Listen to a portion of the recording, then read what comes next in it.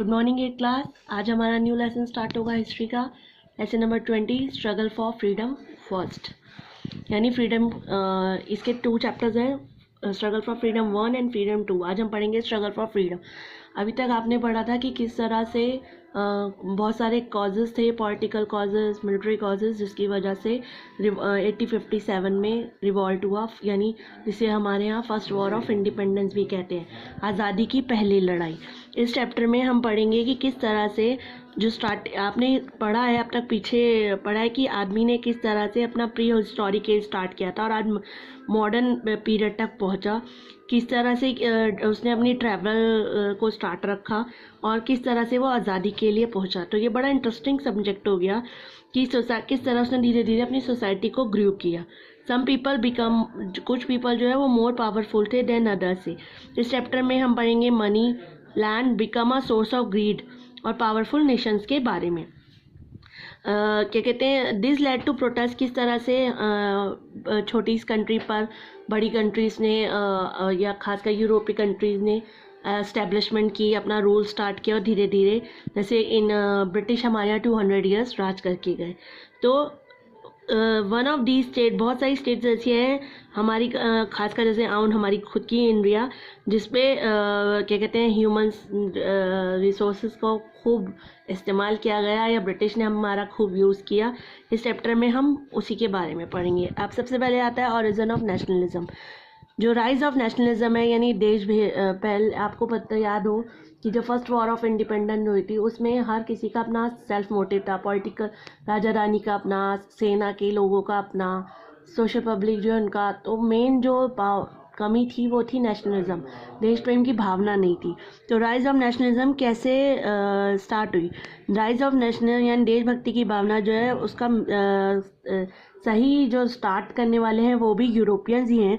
जब यूरोप्स के अंदर बहुत सारे नेशनल अपनी आइडेंटिटी को, नेशनल आइडेंटिटी को जानने के लिए यूरोप में फ्रीडम की गई, तो उसका प्रभाव हम पर भी पड़ा।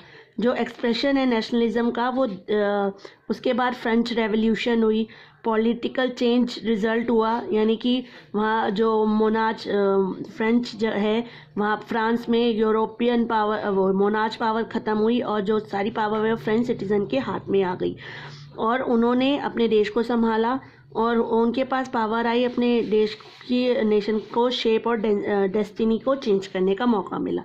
इसके अलावा वॉच वर्ड्स में कहें, फ्रेंच रेवोल्यूशन में कुछ वर्ड्स यूज हुए, लिबर्टी, इक्वालिटी, फ्रेटर्निटी, इन्होंने इंस्पायर किया होल वर्ल्ड को।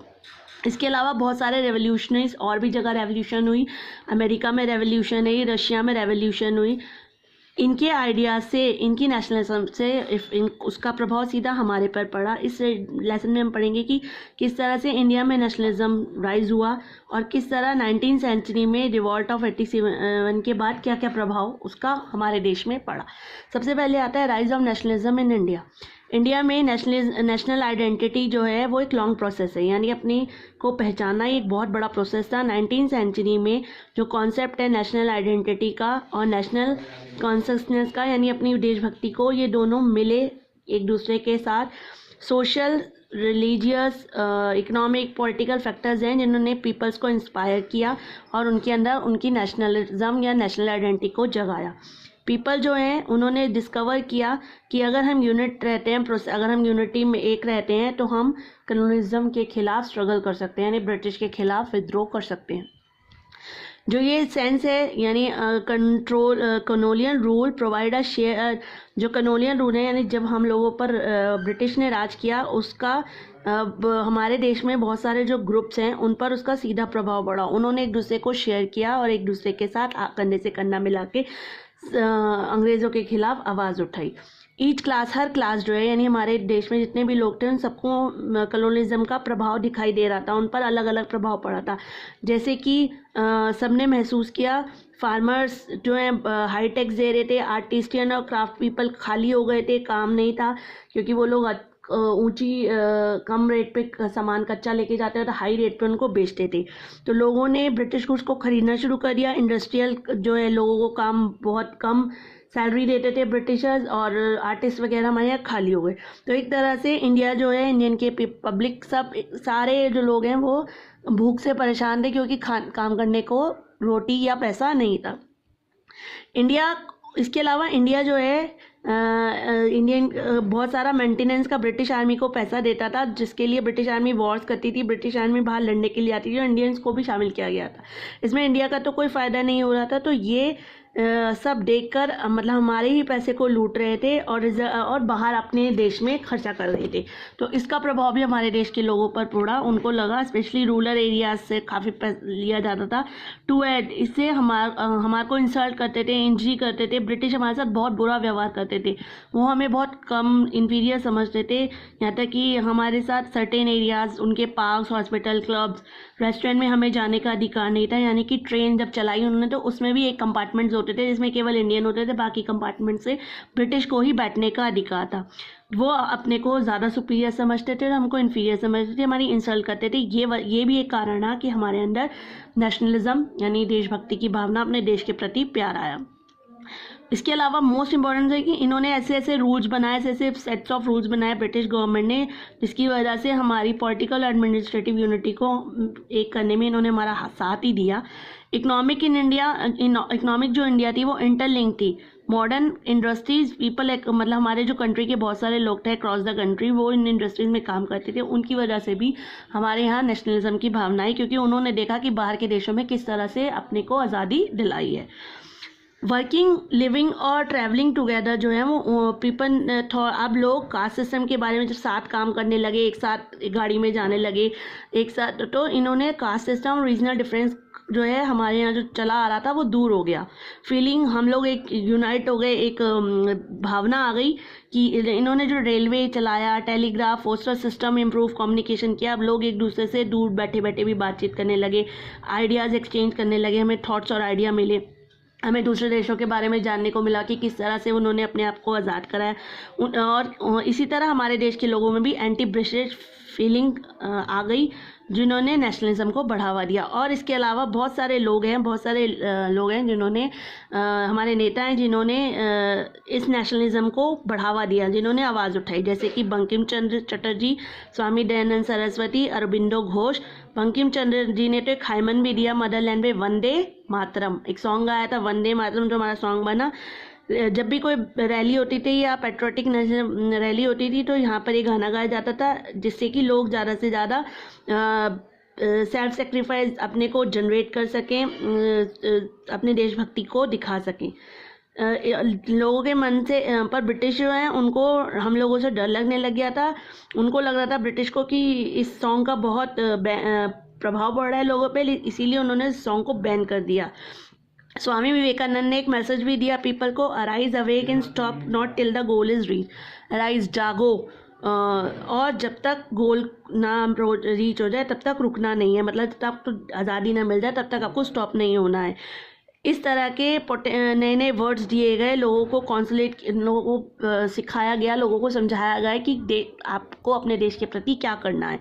अब आता है इफेक्ट ऑफ मॉडर्न एजुकेशन।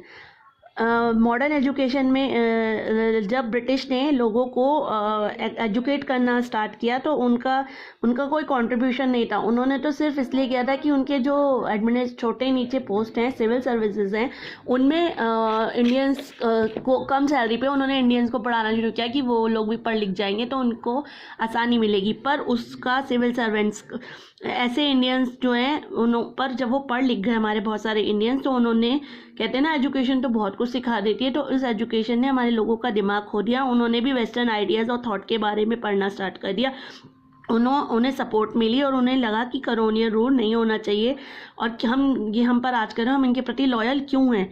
यही है बहुत सारी मतलब ब्रिटिश एजुकेशन ने, वेस्टर्न आइडियाज़ ने लोगों को अवेयर किया उनके राइट्स के बारे में, और उनको भी आया कि उनको फ्रीडम मिलनी चाहिए लोगों की तरह। इन सभी अमेरिकन और फ्रेंच रेवोल्यूशन ने फ़ायदा ये दिया कि इंडियंस लोगों को भी लगा कि हमें भी इक्वल स्टेटस मिलना चाहिए, इक्वल राइट्स मिलने चाहिए। यानी एजुकेटेड इंडिया जो है, पढ़े लिखे इंडियंस पर इसका प्रभाव पड़ने लगा। उन्हें लगने लगा कि ब्रिटिश अपने मोटिव के लिए हमारा यूज़ कर रहे हैं, हमारे को दबा रहे हैं। तो ब्रिटिश एजुकेशन ने हमारे सेंटिमेंट्स हैं उनको मतलब इंडियंस, पढ़े लिखे इंडियंस के सेंटिमेंट्स को बढ़ावा दे दिया और उनकी नॉलेज का और वेस्टर्न एजुकेशन का उसका प्रभाव पड़ा और हम लोगों को समझ में आने लगा कि किस तरह से वो हमारा मिसयूज़ कर रहे हैं। अब आता है vernacular press act and arms act.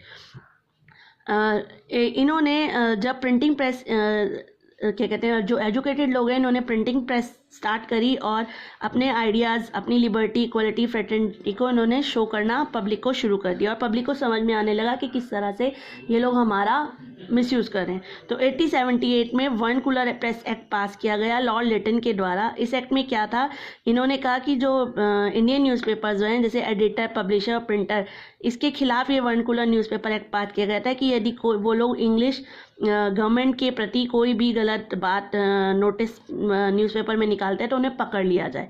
मतलब आपको अपने कि ब्रिटिश हमारे साथ गलत कर रहे हैं तो इसको बताने का भी अधिकार नहीं था। इसीलिए इन्होंने ये एक्ट पास किया कि अगर ये लोग नथिंग वुड बी पब्लिश्ड, अगर ये कुछ भी गलत लिखते हैं तो गवर्नमेंट के खिलाफ, तो इनको प्रेस को बंद कर दिया जाए और उसको अपराधी माना जाएगा और उस एडिटर या पब्लिशर को क्राइम के जुर्म में जेल में डाल दिया जाएगा। इस तरह से इस एक्ट का बहुत ही बुरा प्रभाव पब्लिक पर पड़ा, उनको समझ में आने लगा। इसी सेम ईयर में आर्म एक्ट पास किया गया कि कोई भी इंडियन जो है अपनी बिना लाइसेंस के हथियार नहीं रख सकता है, जबकि पहले ऐसे नहीं था। ये क्रिमिनल ऑफेंस माना जाएगा अगर आप हथियार रखते हो। तो यूरोपियंस और एंग्लो इंडियन जो हैं वो हथियार रख सकते हैं। इसका इंडियंस पर बुरा प्रभाव पड़ा। उन्होंने कहा कि ये सब एक्ट केवल अपने फ़ायदे के लिए बनाए जा रहे हैं कि अगर वो लोग न्यूज़पेपर में कुछ निकालते हैं तो उनको पकड़ लिया जाएगा कि हमें ये क्या गलत कर रहे हैं हमारे साथ, हमें पता ना चले। अब आता है Ilbert bill agitation. Lord Ripon wanted जो है वो रिमूव करना चाहते थे 2 तरह के लॉ जो इंडिया में उस समय प्रचलन में थे। इसमें यूरोपियन जो है क्या कहते हैं, ट्राई ओनली अ यूरोपियन जज, केवल यूरोपियन, अगर किसी यूरोपी का कोई केस आएगा तो केवल यूरोपियन जज और मजिस्ट्रेट उसे सुन सकता है, यानी इंडियन जजेस को सुनने का अधिकार उस केस को नहीं था, जो ये बहुत अनजस्ट था। इसीलिए Indian born member of judiciary CB लिबर्ट ने एक वाइसराय जो थे उस समय काउंसिल के, उन्होंने एक बिल पास किया 1840 में, जिसमें डिस्क्रिमिनेशन इन जुडिशरी, जो जुडिशरी में यानी कोर्ट्स में भेदभाव किया था उसको मिटाने के लिए एक्ट पास किया गया था लिबर्ट, जिसमें यूरोपियन केसेस को यानी यूरोपियन सिविलियन केसेस को वो भी सुन सकेंगे, इंडियन जजेस भी। पर इस चीज़ को इन्होंने इनकार कर दिया। यूरोपियंस को लगता था, उन्होंने यूरोपियन सिविलियंस को बिल के खिलाफ उन्होंने स्ट्रांगली आवाज़ उठाई। उन्हें लगता था, उन्होंने फ़ंड भी इकट्ठा किया 1,50,000 रुपीज़ और एक ऑर्गेनाइजेशन बनाई जिसका नाम रखा डिफेंस एसोसिएशन। वो लोग नहीं चाहते थे क्योंकि यूरोपियन जो है वो हमारे इंडियंस के साथ मिसबिहेव कर रहे थे, हमारे मजदूरों को मारते थे, पीटते थे, उनके साथ ज़्यादा काम कराते थे। और उन्होंने ये भी कहा कि काले लोग हमारा फैसला देंगे, इसलिए वो सब क्या कहते हैं CP लिबर्ट के खिलाफ हो गए। तो आखिर में दिस प्रेस इज़ इंग्लैंड, सारी लोग इंडियन जजेस हमारा केस सुनेंगे, ये press England join the issue. यहाँ तक कि रिपन ने को आखिर में क्वीन ने भी साथ देने से मना कर दिया, तो रिपन को ये बिल अमेंडमेंट करना पड़ा इंग्लिश इन इंडिया और इंग्लैंड, और इस बिल को वापस लेना पड़ा। कंट्रोवर्सी बहुत अच्छी फैलाई थी इन लोगों ने कि काले लोग हमारा फैसला सुनेंगे। ये फैक्टर्स ने हेल्प किया नेशनलिज्म को। इस बात से तो और भी इंडियन नाराज हो गए, उन्हें लगा क्यों जजेस तो जजेस है, चाहे वो इंडिया के हो या क्या कहते हैं यूरोपियंस हो, इंडियन जजेस को क्यों नहीं सुनने का अधिकार है केस। आखिर में बहुत सारे जब ये एक्ट वापस लिया गया तो बहुत सारे लोग थे जिन्होंने ऑर्गेनाइजेशन बनाई और इस बात के खिलाफ आवाज़ उठाई, जैसे British Indian Association form by Surendranath Banerjee 1851 में, Bengal Indian Association, Bombay Presidency Association, Pune public meeting, Madras Mahajan Sabha. ये सब लोगों को महसूस हुआ, इन लोगों को ऑर्गेनाइजेशन को लगा, इन्होंने साथ मिलकर इनके खिलाफ, ब्रिटिश रूल के खिलाफ आवाज़ें उठाई। इसीलिए फिर एक नई पार्टी बनी, एक पॉलिटिकल पार्टी बनी जिन्होंने काम किया। उस पार्टी का नाम था इंडियन नेशनल कांग्रेस 1885, जिन्होंने इन सारे मुद्दों के खिलाफ धीरे धीरे आवाज़ उठाना स्टार्ट करी। अब हम नेक्स्ट क्लास में पढ़ेंगे कि किस तरह से इंडियन नेशनल कांग्रेस को सेटअप किया गया था। ओके, चलिए, हैव अ नाइस डे बच्चा।